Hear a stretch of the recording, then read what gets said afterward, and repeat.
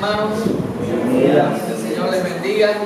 Les invito a ir al capítulo 1 de Hechos. Estaremos en el versículo 12 hasta el 26, ya hasta el final del capítulo. Hechos 1, del 12 al 26.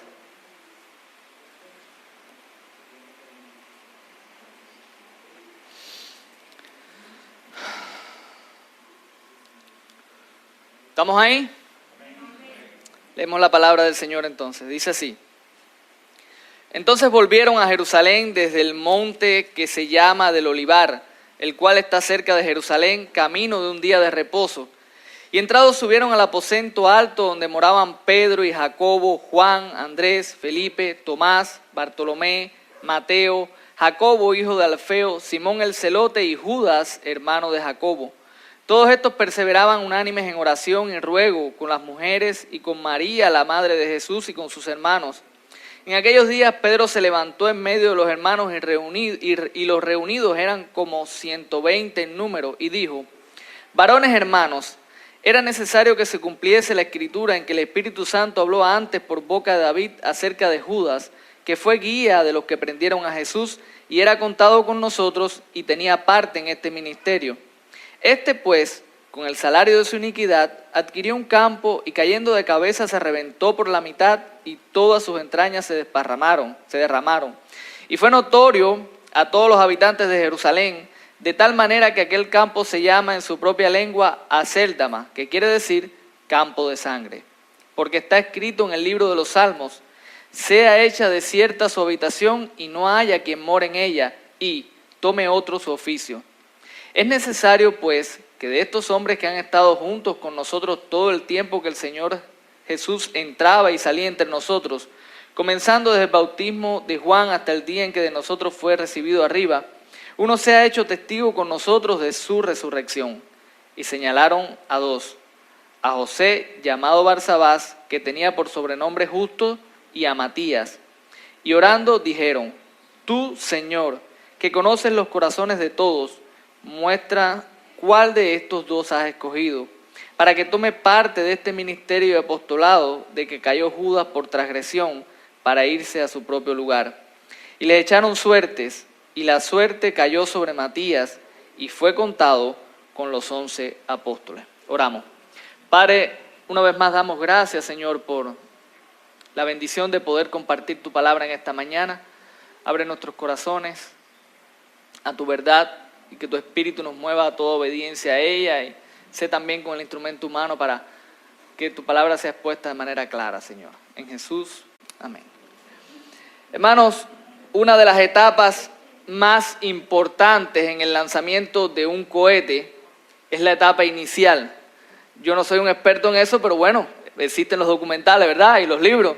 Y una de las cosas que aprendemos es que esa etapa es importante porque estamos hablando de sacar todo ese objeto, ese transporte espacial de su estado natural, romper la fuerza de la gravedad, salir y ponerlo en el espacio. Todo eso lleva mucho cálculo, todo eso lleva una gran inversión de energía, y por eso el combustible es tan importante en todo este proceso, porque debe darle el impulso inicial, ese impulso que lo va a sacar de la atmósfera. De manera que generalmente cuando uno de estos lanzamientos fracasa, muchas veces es porque el combustible o esa parte inicial no funcionó de la mejor manera. En ocasiones puede estallar, en ocasiones puede sencillamente no salir como se espera que salga. Yo creo que la iglesia también tiene su combustible, usando la analogía.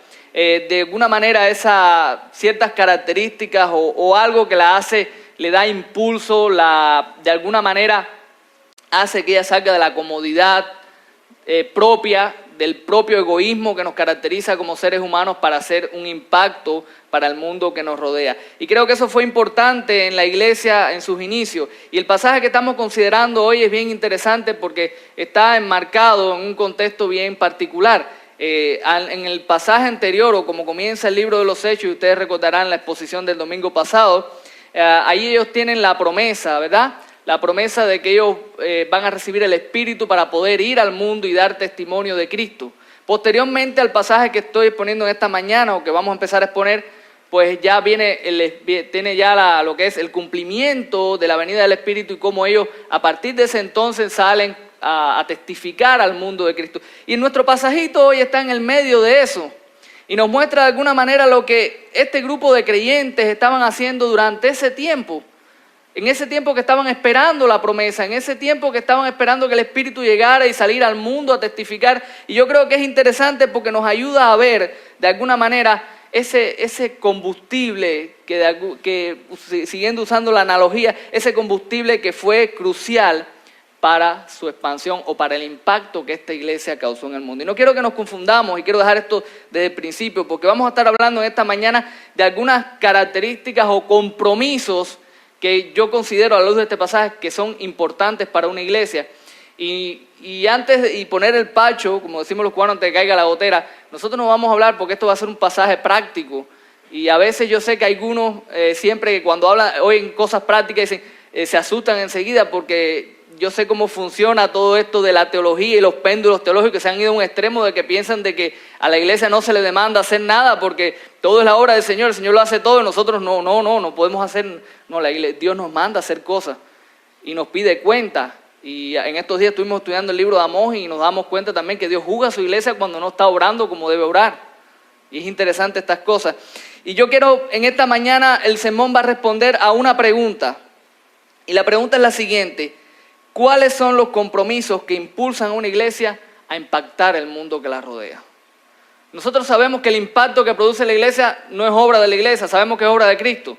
Sabemos que fue Él quien dijo que las puertas del Hades no prevalecerían contra ella, pero sabemos que Dios obra y obra a través de medios. Y yo quiero hablar en esta mañana de esos medios, y esos medios en este pasaje son varios compromisos que la iglesia desde sus inicios asumió y que la caracterizaron, y que yo creo que son fundamentales y que yo creo que tuvo mucho que ver con el impacto que causó esta iglesia del primer siglo, que como dice el mismo libro de los Hechos, trastornaron el mundo entero. ¿Cuáles son esos compromisos? Compromisos que creo la iglesia de hoy debe tener también. En primer lugar, un compromiso con la oración. Un compromiso con la oración. Desde el versículo 12 al 14 quiero que notemos que luego de ellos recibir esta promesa, ¿qué hacen ellos? Ellos se van ¿a dónde? Al lugar donde ellos estaban hospedados. Al lugar donde ellos ya estaban morando, donde ellos se reunían habitualmente. ¿Y qué fueron todos ellos a hacer allí? ¿Qué fueron a hacer? Díganme ustedes. A orar. A perseverar en la oración. No se les ocurrió en ese momento, es algo que ellos habitualmente hacían. Es algo que habían aprendido a hacer del propio Señor. Recuerden que durante el tiempo que los apóstoles estuvieron con el Señor, si algo el Señor les modeló, fue orar. De hecho, en el libro de Lucas, en el Evangelio de Lucas, el mismo autor de Hechos, pues se hace mucho hincapié en la vida de oración de Jesús. Hay libros escritos sobre la vida de oración de Jesús basados en el libro de Lucas. Él modeló para sus discípulos el orar en todo tiempo, el orar ante las decisiones, el orar ante la obra que tenía por delante. Y los discípulos están acá reunidos, se nos muestran en el versículo 12 al 14, y ellos están allí juntos y ellos están orando. En ese tiempo, en esa espera a la promesa del Espíritu, ellos están juntos y están orando. Y tres cosas quiero mencionar sobre la oración de ellos, sobre esa entrega a la oración que los caracterizó desde el primer momento. Número uno, ellos se entregaron a la oración, su entrega a la oración fue unánime. Dice el pasaje en el versículo 14 que ellos perseveraban unánimes en oración, eran de un mismo sentir, eran de una misma mente, de un mismo corazón. Yo sé que en estos tiempos hablar de unanimidad es difícil, pero la unanimidad se puede lograr, es posible. Y creo que la mejor manera de entender cómo se logra la unanimidad es como ese dicho. Yo escuché hace mucho tiempo un dicho sobre el amor que decía, amarse no es no es mirarnos el uno al otro, es mirar los dos en la misma dirección. No sé cuán acertado sea el dicho, pero yo creo que en cuanto a unanimidad es muy acertado. Vivir unánime no es estarnos mirando uno al otro, es mirar todos en la misma dirección. Es mirar todos en la dirección de la gloria de Dios.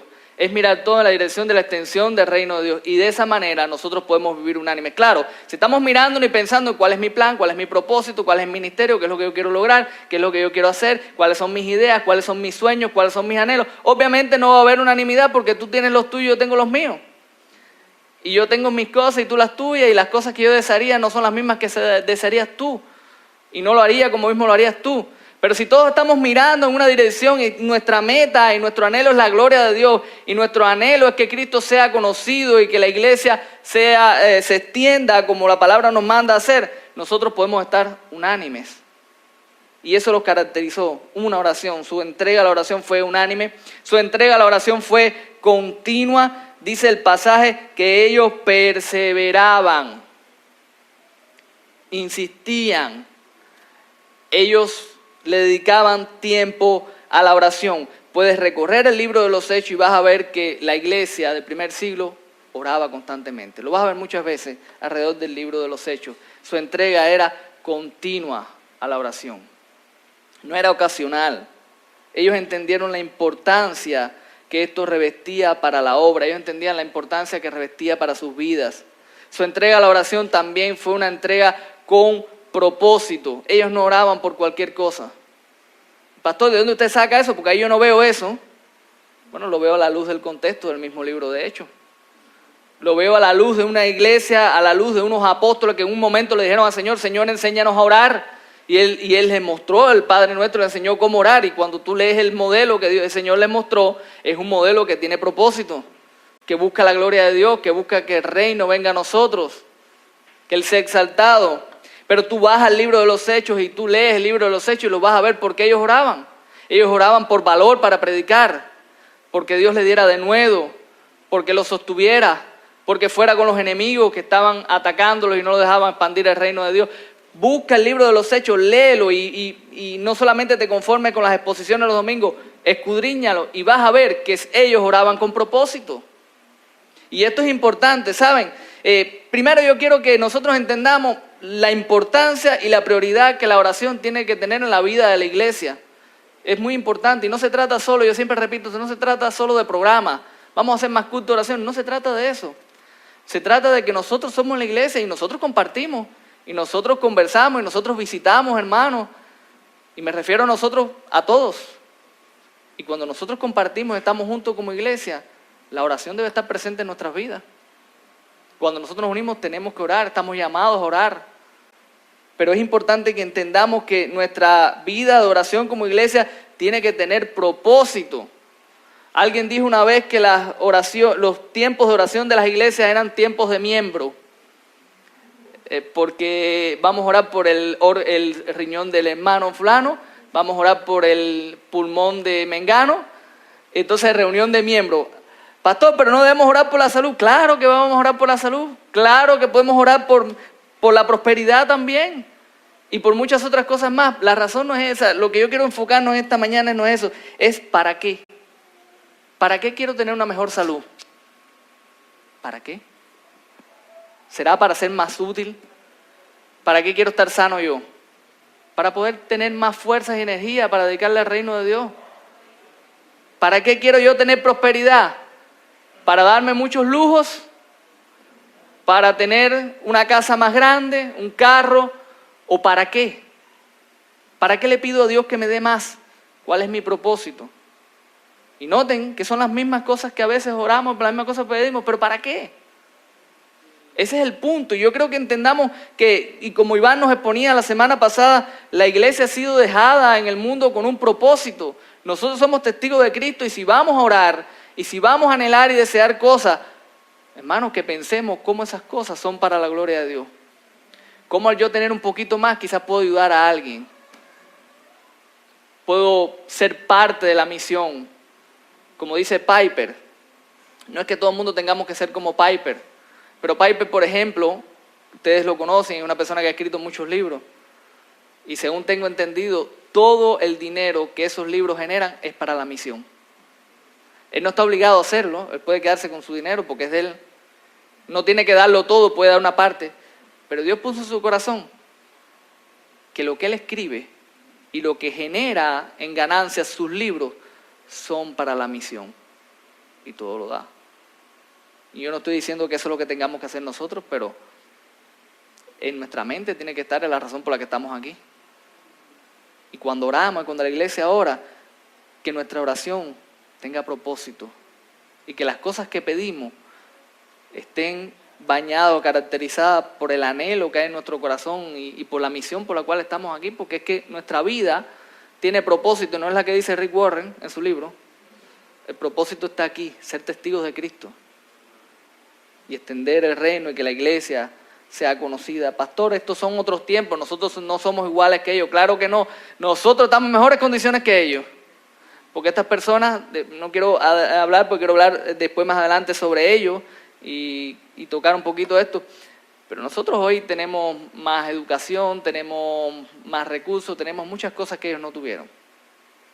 Y lo que estamos hablando es sencillamente de un compromiso con la oración, porque es que ¿quién es suficiente para esto?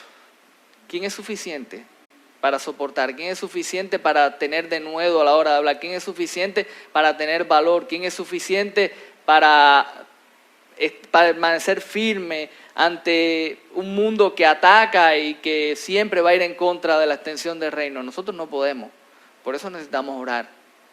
Entonces esto fue algo, y yo creo que esto es uno de los compromisos, respondiendo a esta pregunta, ¿cuáles son esos compromisos que impulsan a una iglesia, que de alguna manera hacen que esa iglesia sea un impacto en el mundo? Bueno, el primero, un compromiso con la oración. En segundo lugar, un compromiso con las Escrituras, un compromiso con la palabra de Dios. Los versículos 15 al 20. En este tiempo comienza el versículo 15 diciendo, en aquellos días. ¿Cuáles aquellos días? Aquellos días que ellos estaban juntos esperando, aquellos días, esos días que ellos estuvieron compartiendo juntos, que estuvieron orando. En aquellos días se levanta Pedro y Pedro comienza a hablar. Y lo que habla Pedro y lo que Pedro dice tiene que ver con algo que obviamente pasó durante ese tiempo o algo que estuvo pasando durante mucho tiempo, y eso que estuvo pasando es que la palabra o las escrituras estaban presentes en el tiempo que ellos estaban. Ellos meditaban en las escrituras. ¿Por qué lo sabemos? Porque Pedro aquí está haciendo un llamado basado en el entendimiento de algo que ellos encontraron en las escrituras. ¿Tenían ellos los rollos del Antiguo Testamento y lo estaban meditando en ellos? Yo no lo sé. Estaban ellos simplemente meditando en las palabras que habían aprendido oralmente por medio de Cristo. No lo sé. Lo que yo sí sé, y a mí no me gusta especular, a mí me gusta hablar de lo que está aquí, es simple y llanamente de que la Escritura estaba presente en sus vidas. Y lo vamos a ver más adelante, porque después en el mismo capítulo 2 dice que los discípulos, los creyentes, perseveraban, entre otras cosas, en la enseñanza de los apóstoles. O sea, la meditación en la palabra estaba ahí en esos tiempos y estaba hasta tal punto que, como nosotros vemos en esta parte de acá, ellos moldeaban su vida, el impacto en su vida estaba caracterizado por lo que ellos entendían de la palabra de Dios. Pedro se levanta, y Pedro se levanta porque hay que tomar una decisión, pero esa decisión no la toma Pedro no la demanda de aquellos que están reunidos porque a él se le ocurrió, sencillamente porque en la Escritura él encontró algo. Él cita dos salmos, cita el Salmo 69, específicamente el versículo 25, cita el Salmo 109:8. Ambos son salmos de David. Edito leyó ahorita uno en la lectura bíblica, y es bueno que lo hayamos leído completo, porque cuando tú lo miras así de pronto tú no ves esto que Pedro está viendo. Pero es interesante porque Pedro está mirando a David y está entendiendo lo que nosotros insistimos mucho aquí, de que David y otros personajes de la Biblia son tipos de Cristo, apuntan al Mesías. Eso no es una ocurrencia de nadie. Cuando tú lo ves a simple vista tú no lo verías de esa manera. Pero vemos a un apóstol ahora levantándose y tomando la persona de David diciendo, esta persona, él no está diciendo representa, pero obviamente lo está aplicando a Cristo. Y está hablando de que David profetizó acerca del Mesías. Y en esos salmos que entre los que Eddie leyó, pues David está hablando de sus enemigos, de aquellos que lo atacaban, y está pidiendo juicio para esos enemigos. Lo que entiende Pedro acá, que aquí David representa a Cristo y que Judas es representativo de los enemigos de Cristo, que fue juzgado por su traición hacia el Señor.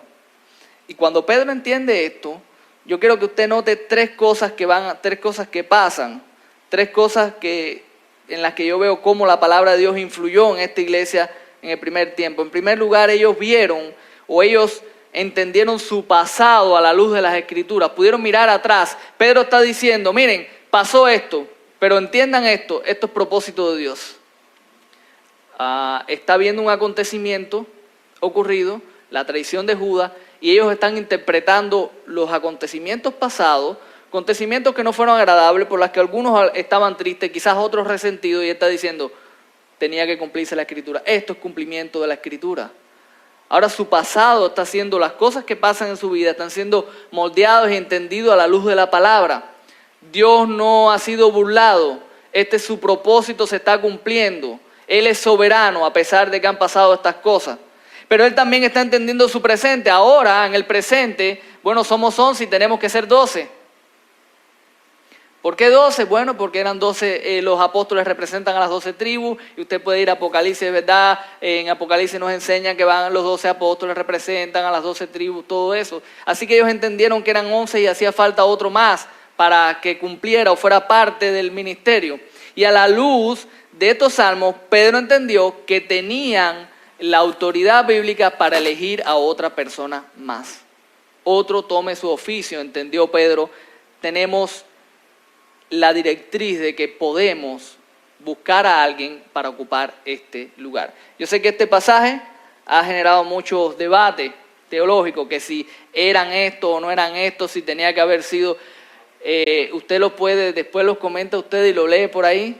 En este pasaje yo no encuentro ningún indicativo de si debía ser o no debía ser estas personas. Sencillamente lo que ellos entienden es, hay una directriz bíblica para tomar esta decisión, para que alguien más ocupe. Y vamos a buscar a esa persona. Ellos buscan a esta persona, ellos se encargan de tomar o dar pasos basados en lo que la Escritura le está enseñando. Y obviamente la palabra también, la palabra está moldeando su manera de ver el futuro. Ellos están viendo el pasado, están viendo su presente, pero su futuro, porque esta decisión está enfocada en lo que la iglesia va a hacer, en el ministerio que ellos van a hacer. De manera que lo que quiero notar con estos detalles es cómo la palabra está formando una parte integral importante en la vida de la iglesia. Ellos están tomando decisiones y ellos están haciendo cosas basadas en lo que entienden las Escrituras, les está guiando. Y esto es algo muy importante en el libro de los Hechos, porque la palabra en el libro de los Hechos es la que realmente, en todo el libro de los Hechos, quien está haciendo la obra, rompiendo corazones, llegando a todos lugares, es la palabra de Dios. Dice Miguel Núñez en su libro El poder de la palabra para transformar una nación, en el capítulo 3, así empieza el libro de él, hablando del libro de los Hechos. El libro de los Hechos nos brinda tanto una ayuda especial como un panorama del poder de la palabra de Dios para transformar vidas y sociedades.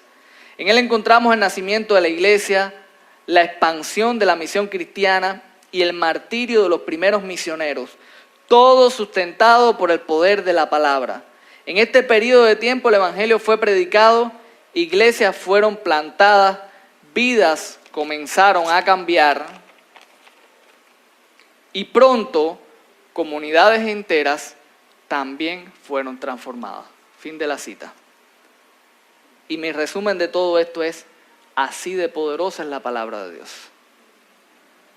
Así de poderosa es la palabra de Dios. Hermanos de Nueva Vida, ¿ustedes entienden por qué somos tan celosos con la palabra de Dios? ¿Ustedes entienden por qué existe Plan Habana? ¿Por qué existe Prédica Fiel? ¿Ustedes entienden por qué cuando vamos a algún lugar, a alguna iglesia nos dice ayúdennos porque estamos pasando y queremos? Siempre una de las primeras cosas que los pastores de esta iglesia le dicen es la posición de la palabra de Dios no es negociable.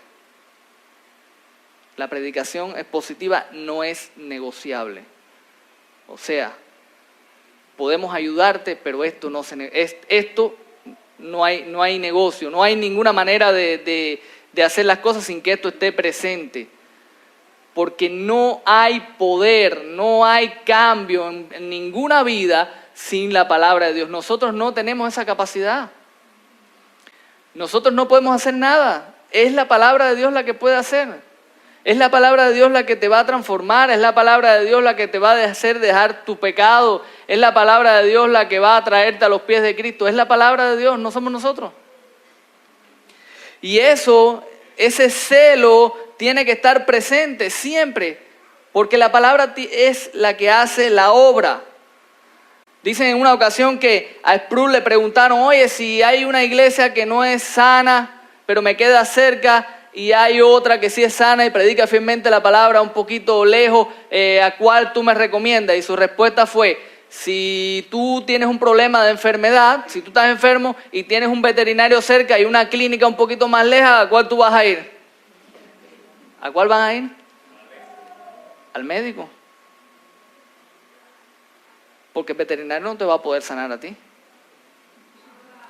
Pero si tú estás en una iglesia donde la palabra de Dios no se predica fielmente, tu vida no va a cambiar. Y eso tiene que ser, nosotros tenemos que ser celosos con eso. Porque eso no nos toca a nosotros, el día de mañana nosotros no estamos. ¿Y qué va a pasar cuando eso ocurra? ¿A quién va a traer la iglesia aquí para que les guíe? ¿Cómo van a evaluar esas cosas? ¿Dónde vas a ir el día que estés, te vayas de Cuba o te vayas de aquí de La Habana y vas a ir a otros lugares? ¿Dónde te vas a congregar? Esas cosas debes pensarlas. El poder está en la palabra y eso es muy importante. La iglesia en sus primeros tiempos tuvo ese compromiso con la palabra. Hay un tercer compromiso que vemos aquí a la luz de este pasaje y es un compromiso con el testimonio. Un compromiso con el testimonio. El versículo 21 al 26, en el marco de esta decisión que ellos están tomando, noten cómo ellos estaban emocionados, estaban apasionados con cumplir este llamado que Jesús les había hecho de ser testigos al mundo de la resurrección. Y ahora cuando ellos encuentran en la palabra que ellos tienen el aval, por decirlo de alguna manera, para buscar a otra persona, ellos no van a buscar a cualquiera. Y dice el pasaje que habían alrededor de 120 personas reunidas, pero de esas 120 personas ellos solamente encuentran 2 personas capacitadas para ocupar ese lugar. Porque ellos estaban buscando personas que, como dice acá, hubiesen estado en todo el ministerio de Jesús desde el bautismo de Juan, todo el tiempo que Jesús vivió, que fueron partícipes de estas cosas, que estuvieron presentes cuando Jesús fue crucificado, que estuvieron presentes cuando fueron parte de la resurrección. Estas personas tenían que reunir todos estos requisitos para ocupar ese lugar. Por eso nosotros hoy decimos y afirmamos con toda seguridad de que no hay apóstoles hoy. Porque nadie, absolutamente nadie hoy cumple estos requisitos. Nadie estuvo ahí. A no ser que viajara en el tiempo. Y para eso hay que tener más fe que la que tenemos nosotros en el Evangelio. Hay que creer que viajó en el tiempo y estuvo ahí. Nadie, hermano, no hay nadie que reúna esos requisitos hoy. Por eso apóstoles del estilo de los 12, no hay. Entonces ellos encuentran a estas 2 personas, pero noten cómo ellos son muy cuidadosos en que estas 2 personas puedan ser testigos presenciales. Recuerden, estas personas a partir de aquí van adelante y sufren, padecen, la mayoría los empiezan a matar durante todo el tiempo. Estas personas tienen que ser fieles al testimonio, tienen que haber sido testigos presenciales. Estas personas son las que constituyen el fundamento de la iglesia sobre el cual nosotros estamos sostenidos. Dice la Escritura que la iglesia está edificada sobre el fundamento ¿de quién? Apóstoles y profetas. Esta persona no podía ser cualquier persona, pero ellos estaban interesados en que esa persona reuniera las características porque el testimonio que ellos iban a dar era importante. Así que encuentran estas 2 personas y no les basta simplemente con que aparezcan las 2 personas y ahora vamos a votar a ver cuál. No, ellos van aún más allá, ellos oran. Señor, están estas 2 personas, reúnen los requisitos, pero nosotros no conocemos el corazón. Vemos que tienen las características, pero tú conoces el corazón. Muéstranos cuál de los 2 es el que va a ocupar este lugar. Y echan suertes. Algo común en el Antiguo Testamento, algo que nosotros no hacemos hoy. ¿Por qué? Porque tenemos el Espíritu Santo. Y de hecho yo creo que después de este acontecimiento ya nosotros no vemos eso otra vez en la iglesia, no vemos gente tirando suerte. Porque tú y yo tenemos el Espíritu Santo, nosotros no necesitamos hacer eso. ¿Ok? Ellos toman esta decisión y sale específicamente, o Dios les muestra quién es el que va a ocupar este lugar. ¿Qué tiene que ver esto con nosotros hoy? Hablando de que no tenemos apóstoles, que no tenemos este tipo de estas personas hoy en día, cuán importante o cómo esto se aplica a la iglesia hoy. Como les decía ahorita, es nuestro fundamento. Se aplica en el sentido de que aún nosotros hoy, aunque nosotros no formamos parte de esos 12, formamos parte de la iglesia que da testimonio al mundo. Y nuestro testimonio tiene que estar en perfecta consonancia con el testimonio de los apóstoles, con el que ellos dieron. Si no, nosotros somos falsos. Porque si tú eres testigo de algo y tú lo ves y tú me lo compartas para que yo lo transmita y yo transmito otra cosa, yo soy un falso. Porque tú, que participaste y lo viste, me compartiste cómo es el testimonio, ¿sí o no? Si yo digo otra cosa, yo soy un testigo falso. Si nosotros como iglesia hablamos otra cosa que lo que hablaron los apóstoles, nosotros somos falsos. Y el celo que tenían los apóstoles por el testimonio y que tuvo la primera iglesia por el testimonio es el mismo celo que tiene que tener la iglesia hoy por el testimonio. Y que lamentablemente no es el mismo celo que la iglesia tiene hoy por el testimonio. ¿Por qué? Por muchas razones. Una de ellas porque pensamos, inconscientemente quizás, de que el evangelio no es tan poderoso como dice la Biblia. Por eso, no, pastor, pero ¿cómo usted va a pensar eso? Sí, pienso eso cada vez que alguien me dice, pastor, yo no tengo palabras, yo no sé cómo predicar el evangelio, no tengo esas palabras lindas. Cuando alguien me dice eso, yo entiendo que alguien no ha entendido de que ser un testigo no se trata de palabras lindas. Se trata de decir que Dios vino a este mundo en la persona de Cristo, que murió por los pecados de todos aquellos que creen, que resucitó al tercer día y que aquellos que confían en Él serán salvos. Tan simple como eso. Porque las palabras lindas no convierten a nadie. Porque la música no convierte a nadie. Porque las experiencias no convierten a nadie. Porque los esposos y las esposas no convierten a nadie. Pastor, me voy a casar con esta persona, él es creyente. No, pero seguro Dios me va a usar para traerle al evangelio. Dios puede usarlo, pero tú no lo vas a traer al evangelio. Tú no vas a hacer que nadie venga a los pies de Cristo porque le pongas una musiquita cristiana. Tú no vas a hacer que nadie venga a los pies de Cristo porque tú le cuentes las experiencias maravillosas que has tenido y cómo Dios hizo esto o aquello con tu vida. Todas esas cosas son buenas, por supuesto, para hablar de las maravillas de Dios en nuestra vida, pero nada de eso es el evangelio. El único que transforma corazones es el evangelio. Y lo que los apóstoles predicaron y lo que fueron fieles fueron eso, en testificar de la resurrección de Cristo. Ese es el evangelio y ese es el que tiene poder. Y ese es el que dice Pablo, el evangelio es poder de Dios para salvación a todo aquel que cree. Hermanos, concluyo. Todos pensaron que el nuevo movimiento fracasaría. Su líder fue crucificado, al parecer, para los demás, al parecer los había dejado solos. Eran personas poco preparadas, campesinos, no tenían gran educación, no tenían recursos. Así que quizás algunos pensaron un poco de amenazas, un poco de látigos por aquí, matamos 2 o 3 y esto se acabó. Pero eso no fue lo que pasó. Más de 2000 años después, la iglesia de Cristo sigue creciendo, sigue expandiéndose en un mundo. Líderes han venido y se han ido. Montones de personas han decretado el fin de la iglesia y la iglesia sigue creciendo, la iglesia sigue quebrando, rompiendo las puertas del Hades porque no es la iglesia de los hombres, es la iglesia de Cristo. Y yo creo que uno de los medios que Dios usó fue el compromiso de esa iglesia. Ese compromiso que lo vemos acá, un compromiso con la oración, un compromiso con las escrituras y un compromiso con el testimonio. Y yo creo, y es mi convicción, que una iglesia que mantiene estos compromisos en su corazón, una iglesia que vive estos compromisos, es una iglesia que impacta al mundo, que va a impactar al mundo. No por su propia fuerza, es que Dios va a usar una iglesia que ora, va a usar una iglesia que tiene en alto la palabra, va a usar una iglesia que tiene testimonio, porque el poder de Él lo ha derramado para su iglesia a través de estos medios. Así que te animo, iglesia, a que estos compromisos sean parte de tu identidad y de tu vida. Amén.